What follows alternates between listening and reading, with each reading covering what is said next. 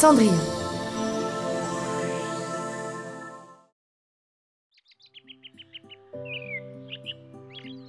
Il était une fois une petite fille très douce nommée Ella. Son père et sa mère étaient morts alors qu'elle était toute petite. Ella vivait depuis avec sa méchante belle-mère et ses deux vilaines belles-sœurs. Ella était obligée de s'occuper de toutes les tâches de la maison.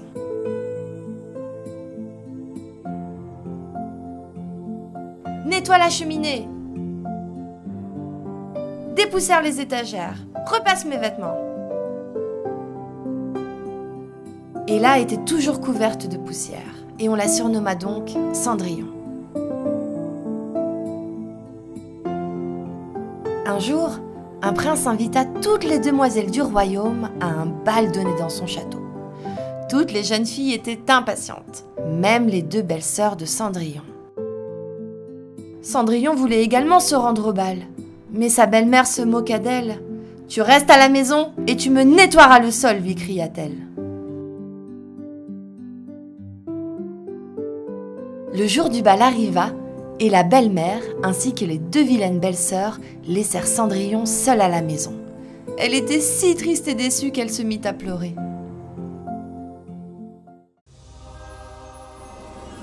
Soudain, Cendrillon aperçut une lumière. C'était une gentille fée qui tenait une baguette magique entre ses mains.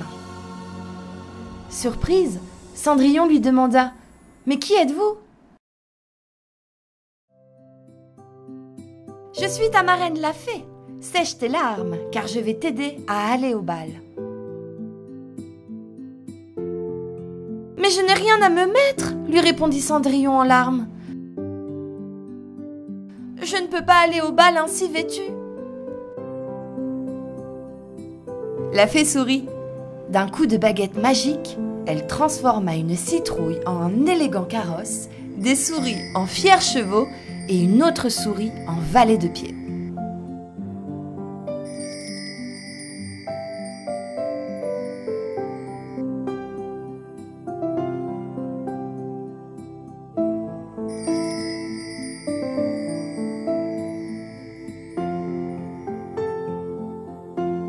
D'un autre coup de baguette magique, la fée changea la vieille robe de Cendrillon en une somptueuse robe de bal. « Eh bien voilà, tu ressembles désormais à une vraie princesse » lui dit la fée. Elle lui donna aussi un avertissement. « Sois de retour ici à minuit sonnant, car après minuit, tout redeviendra comme avant. »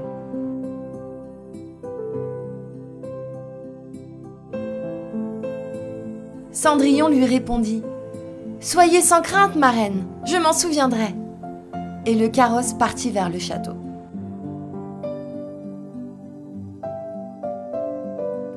Dans le palais du roi, Cendrillon était la plus belle jeune fille de la soirée. Même ses belles-sœurs ne la reconnaissaient pas. Toutes les autres filles étaient très jalouses, car le prince dansa avec elles toute la soirée.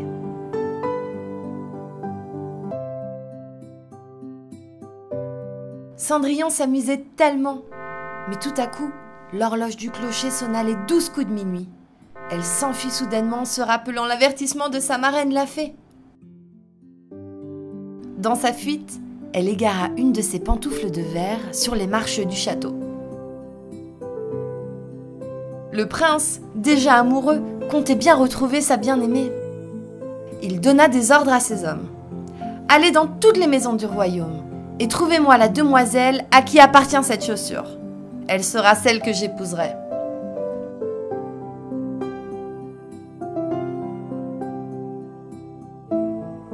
Les hommes du prince arrivèrent chez Cendrillon. Les deux vilaines belles-sœurs essayèrent en vain de chausser la pantoufle de verre. Finalement, Cendrillon s'exclama « Pourrais-je moi aussi essayer la pantoufle ?» Et à la grande surprise générale, la pantoufle de verre lui alla parfaitement. Le prince et Cendrillon se marièrent au cours d'une très belle cérémonie. Quant aux deux vilaines belles-sœurs, elles n'embêtèrent plus jamais Cendrillon.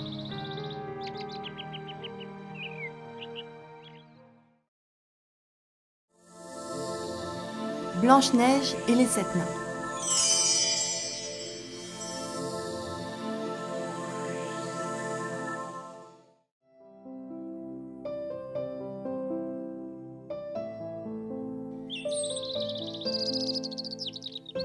Il était une fois, dans un royaume lointain, une très jolie princesse.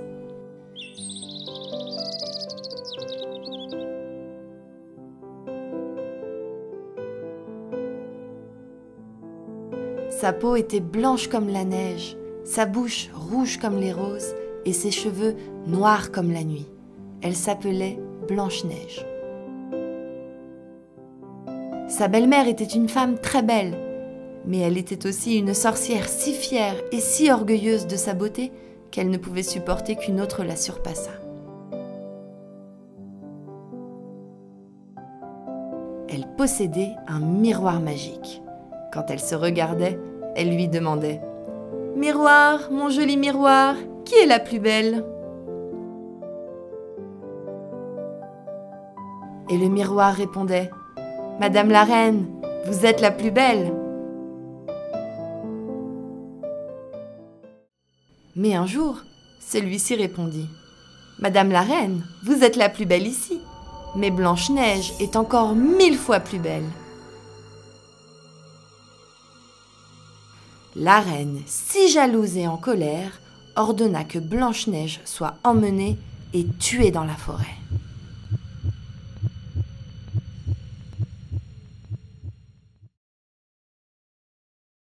Le garde qui emmena Blanche-Neige eut pitié d'elle et lui laissa la vie sauve. Mais il l'abandonna au cœur de la forêt.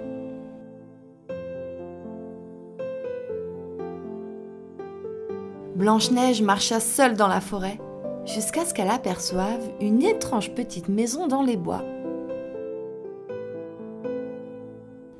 La maison appartenait aux 7 nains.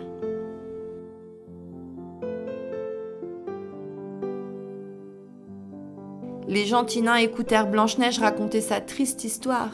Ils lui dirent « Tu peux vivre avec nous, Blanche-Neige !»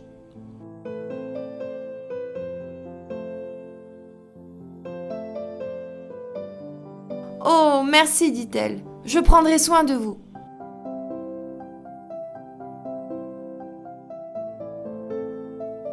Tous les jours, les 7 nains partaient travailler dans la forêt et Blanche-Neige s'occupait de la maison.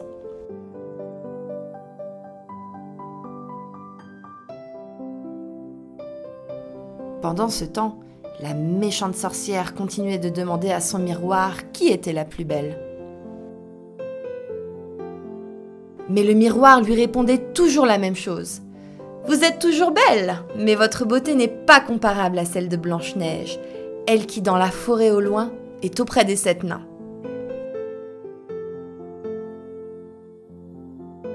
La reine, furieuse, décida de se rendre dans la forêt elle-même pour tuer Blanche-Neige.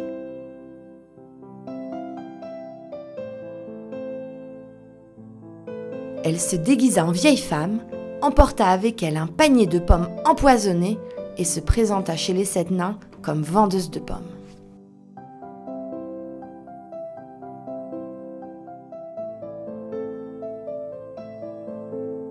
La reine déguisée frappa à la porte. « Bonjour !» fit-elle d'une voix rauque. « Achetez mes pommes, mademoiselle, elles sont douces et sucrées, vous ne le regretterez pas. »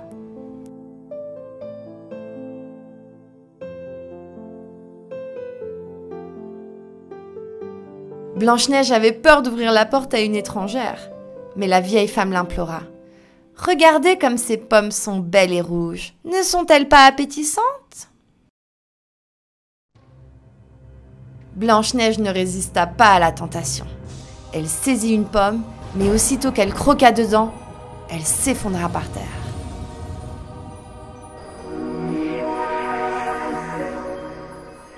La méchante reine s'enfuit en riant méchamment.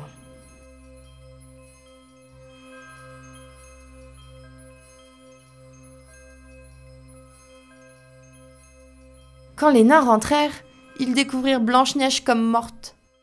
Ils la déposèrent dans un cercueil de verre et s'assirent autour d'elle avec une infinie tristesse.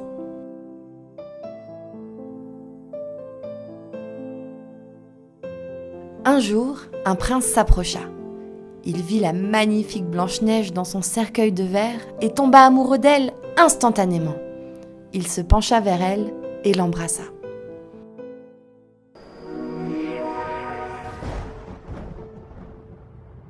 Le sort diabolique de la sorcière fut brisé et Blanche-Neige se réveilla.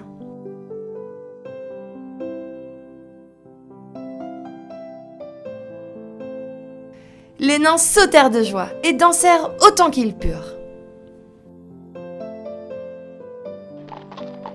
Le prince et Blanche-Neige se marièrent et vécurent heureux toute leur vie.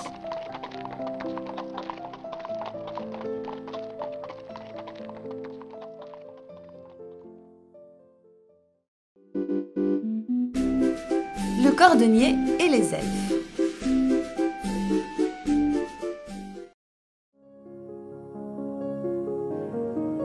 Il était une fois un cordonnier qui vivait avec sa femme.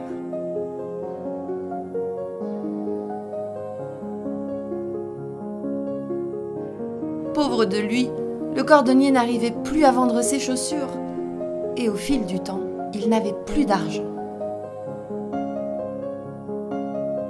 Il ne lui restait qu'un morceau de cuir pour confectionner une dernière paire de chaussures.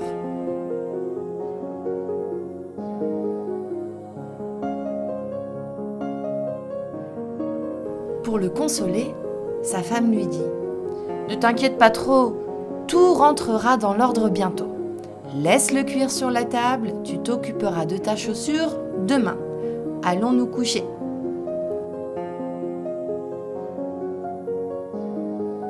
Cependant, 4 petits elfes avaient tout entendu par la fenêtre. Ils avaient mal au cœur pour le pauvre homme. « Nous devrions aider ce cordonnier, décidèrent-ils. Alors, les petits elfes rentrèrent dans la maison. Ils avaient plus d'un tour dans leur sac. Ils prirent le cuir et se mirent soudainement à le couper, le coudre et le décorer. Avant le petit matin, ils avaient confectionné la plus belle paire de chaussures au monde. Et ils s'en allèrent.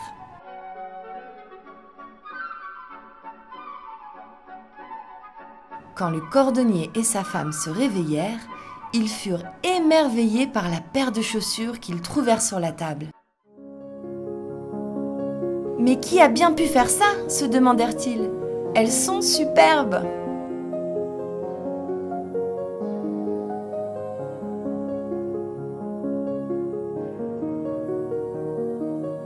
Un marchand qui passait par là vit la paire de chaussures et l'acheta immédiatement. Il donna assez d'argent au cordonnier pour confectionner 2 nouvelles paires de chaussures. Cette nuit-là, le cordonnier laissa ses 2 paires de chaussures sur la table avant d'aller se coucher.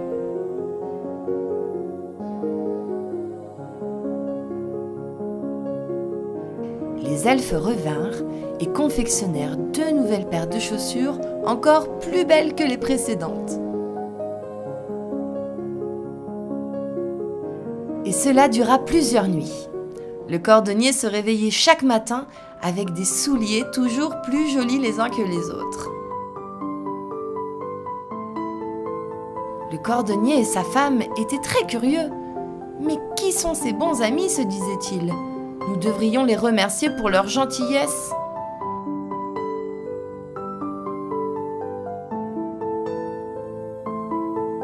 Ils décidèrent alors de rester éveillés toute une nuit, cachés derrière une porte, pour découvrir qui les aidait durant la nuit.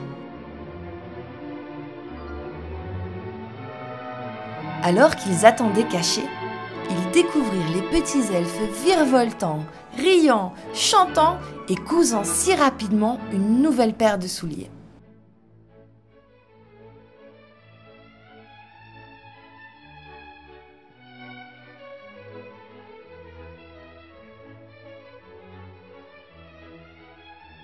« Mais quelle chance nous avons !» s'exclama le cordonnier. « Nous devrions leur offrir quelque chose en retour. »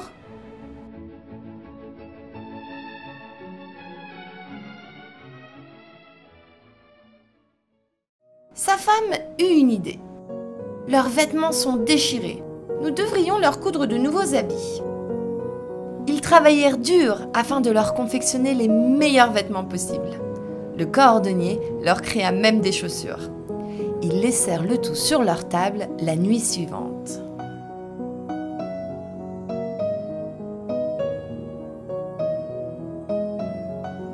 Quand les elfes vinrent à nouveau, ils étaient fous de joie à la vue de leurs nouveaux vêtements. Ils dansèrent, chantèrent, puis disparurent dans la nuit à tout jamais.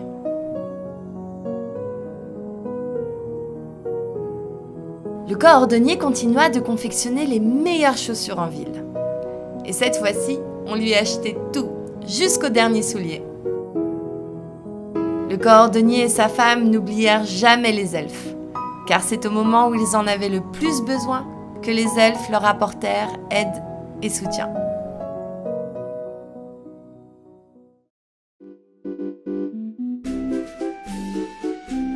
La Belle au bois dormant.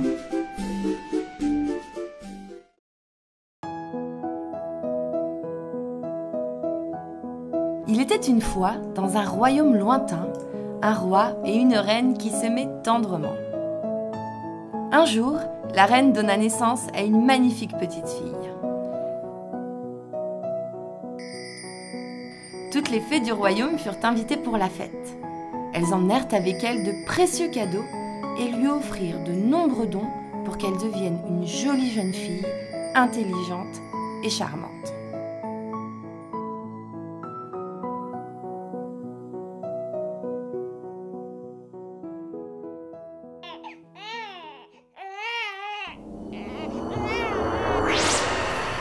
Mais soudain, une méchante fée s'invita à la fête. Elle lança un sort à la princesse en lui criant méchamment « À ton 16e anniversaire, tu te piqueras le doigt avec un fuseau et en mourras. » Puis, elle disparut.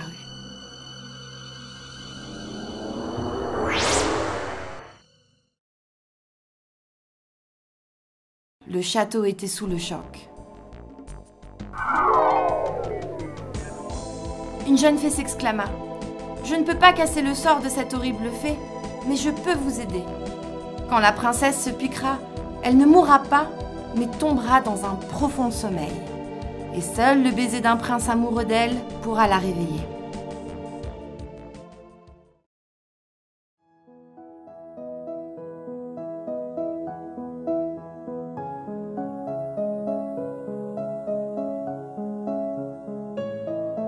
Le roi et la reine étaient si inquiets pour leur fille qu'ils détruisirent tous les fuseaux du royaume à jamais.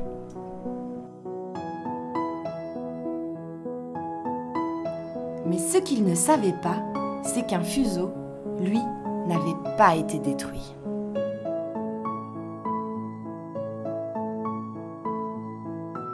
Les années passèrent et le bébé devint une charmante jeune fille. À ses 16 ans, alors qu'elle se promenait dans le château, elle découvrit une chambre cachée tout en haut d'une des tours. Curieuse, elle s'y aventura et trouva une vieille femme penchée sur une machine à roues.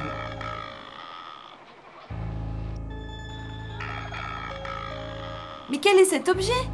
dit-elle les larmes aux yeux, car jamais de sa vie elle n'avait vu un tel objet.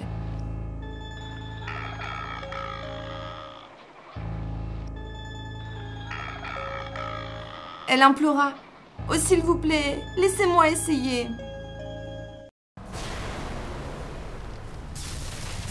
Mais à la minute où elle toucha l'aiguille du fuseau, la jeune fille tomba à terre.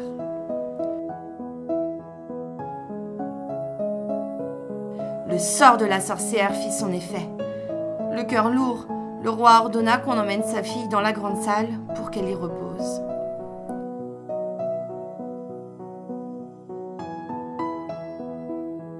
Le royaume tomba dans une grande tristesse.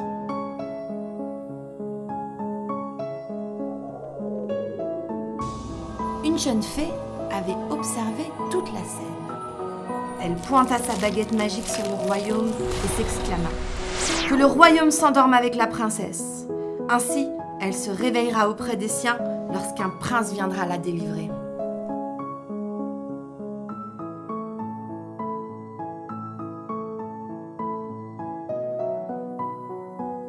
Au moment où elle prononça ces mots, tout le royaume s'endormit, même les animaux. C'était comme si le temps s'était soudainement arrêté. Les années s'écoulèrent et une forêt épaisse entoura le royaume.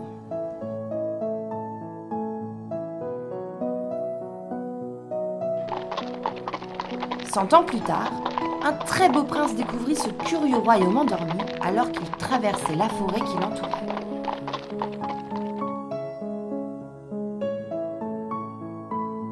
Alors qu'il explorait les lieux, il trouva une magnifique princesse endormie et tomba amoureux d'elle instantanément. « Je me demande qui elle est, se dit-il. Elle paraît si douce et si paisible. » Puis il se baissa et embrassa la princesse. Instantanément, le sort fut brisé. La princesse et tout le royaume se réveillèrent. La joie et la fête étaient dans tous les cœurs.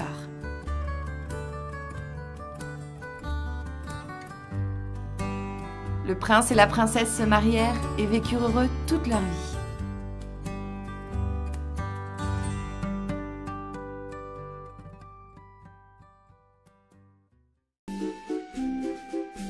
Le vilain petit canard. Il était une fois une maman canard qui était très contente car ses 5 œufs allaient enfin éclore.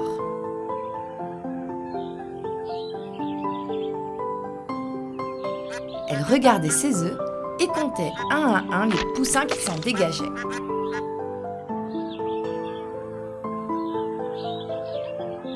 Un petit canard, 2 petits canards, 3, 4, 5 petits canards, dit-elle joyeusement. Soudainement, elle réalisa qu'il restait un œuf. Il était plus gros et plus blanc que les autres. Cela ne peut pas être le mien, pensa-t-elle.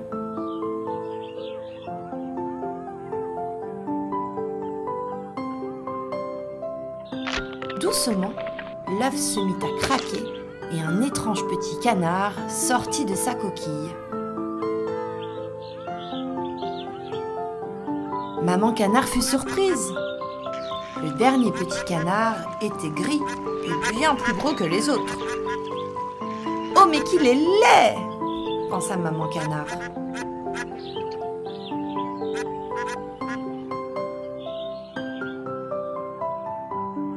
Alors que les jours passaient, les petits canards devenaient de plus en plus grands. Mais le plus jeune des canards ne leur ressemblait pas. On lui disait souvent « Voilà le vilain petit canard !»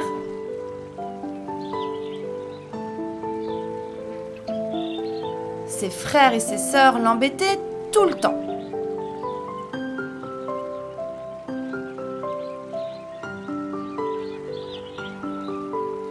Le vilain petit canard se sentait très malheureux. À chaque fois qu'on se moquait de lui, il partait se cacher derrière les roseaux du lac. « Personne ne m'aime !» gémissait-il.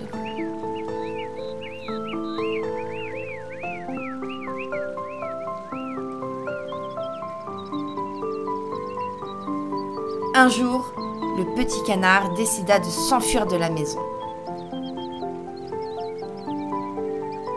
Il nagea, sans savoir que beaucoup d'aventures l'attendaient en chemin. Dans la forêt, les chasseurs accompagnés de leurs chiens lui tiraient dessus, mais il réussit à s'enfuir. Il n'avait jamais eu si peur de sa vie. Il trouva refuge chez une vieille dame, mais quand elle réalisa qu'il ne pouvait pas lui donner d'œufs, elle le chassa.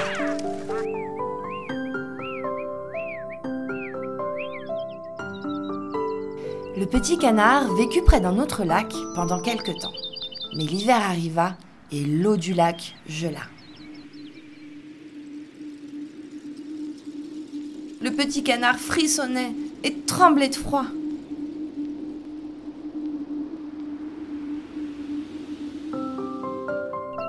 fut sauvé par un gentil fermier, mais son fils le chassait avec des pierres pour s'amuser. Il s'enfuit de la ferme en criant de peine et de douleur. Le petit canard était très fatigué de ses aventures, mais il décida de continuer, le cœur lourd. Finalement, durant l'été, il arriva près d'un lac resplendissant. Il vit 2 magnifiques oiseaux blancs au long cou, nageant avec une grâce infinie. Il les regarda et pensa « Qu'ils sont beaux! Moi je suis si laid, ils ne voudront jamais de moi. » Et il se regarda dans l'eau du lac. À sa grande surprise, il réalisa qu'il ressemblait exactement à ces 2 beaux oiseaux. Les oiseaux vinrent à lui et lui dirent « Bienvenue à toi, jeune ami. Tu es sûrement le plus beau cygne de tout le lac. »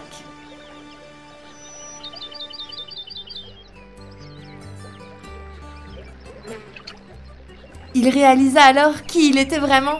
Le vilain petit canard était devenu un superbe cygne.